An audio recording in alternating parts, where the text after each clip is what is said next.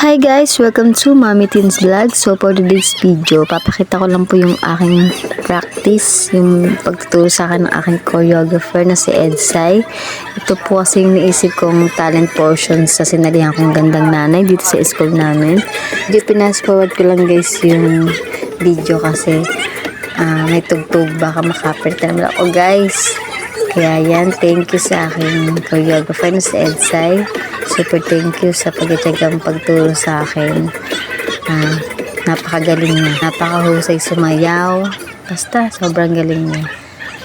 Malayo nung mararating niya. Kaya, thank you Edsai. At sa mga kagrupo mo, si Ann, si Heart, tsaka si Dom, yung nasa likod namin, yung habang hair. Ito pagtuturo sa akin, kahit kaliwa yung pa ako.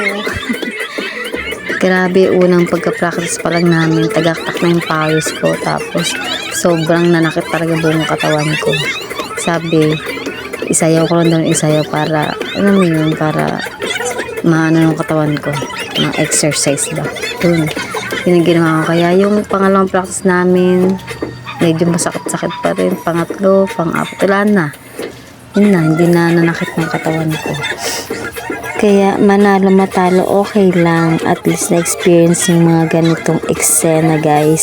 After namin mag-practice nun guys, kinabukasan nagpa-practice pa rin ako ng sarili ko kasi may mga step talaga na hindi ko talaga makabisado, tsaka medyo nahihirapan ako. Pero pinagtatagaan pa rin nila akong turuan guys. So ngayon nung sayo namin, nung talent portion namin, papakita ko po sa inyo, pero pinas forward ko po yun kasi meron po siyang tugtog. Baka maka-copyright po, kaya naka-pass forward po siya. Pero guys, ito muna costume ko yung papakita ko sa inyo kung paano ko po siya ginawa. Ayan po, bumili pa ako ng parang strap. Yung, hindi ko nang tawag dyan kung ano, basta nadidikit po siya. Tapos, ang ginawa ko po dyan ay, bali yung mga tahi niyan sa gilid, nung pants ko ng mga tahi niyan sa gilid ay tinanggal ko, tinabas-tabas ko. Blade po yung ginamit ko para mas maganda yung tanggal ang mga tahi, kasi pag gunting parang ang hirap. Kaya yan, simula dyan sa bewang hanggang dito pababa, tapos sa kabilang side, ayan, pataas hanggang sa pababa, ganun. Doon ko po nilagay ng mga strap. Bali ginunting-gunting ko po siya ng maliliit, mga pandikit na yan, tapos tinahi ko po siya. Siguro sa side na to is mga 5-5, ganun, mga ganun. Yan po costume namin. Yan. Kasi tatanggalin, pag nakapants po, kapag sumasayaw po kami sa kalagitnaan, nung lagabog na po, ay tatanggalin po nila yung pants ko. Kaya, yan, bongga yung outfit namin.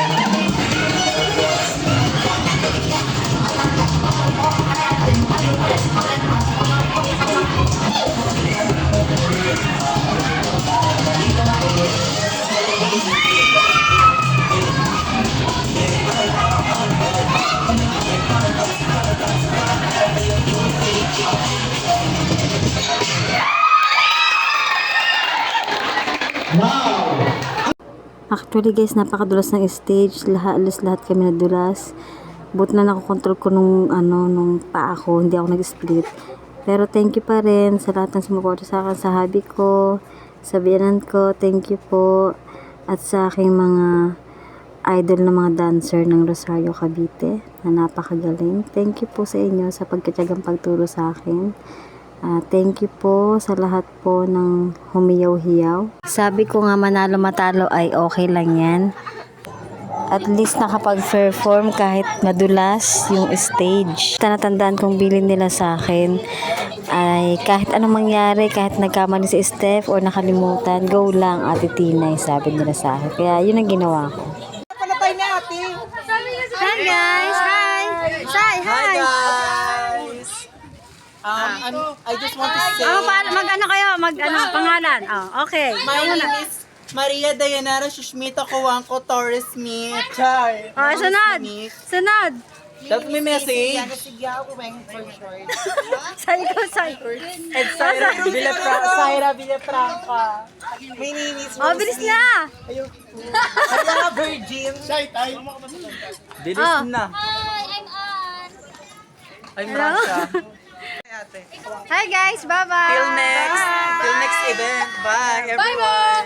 Thank you!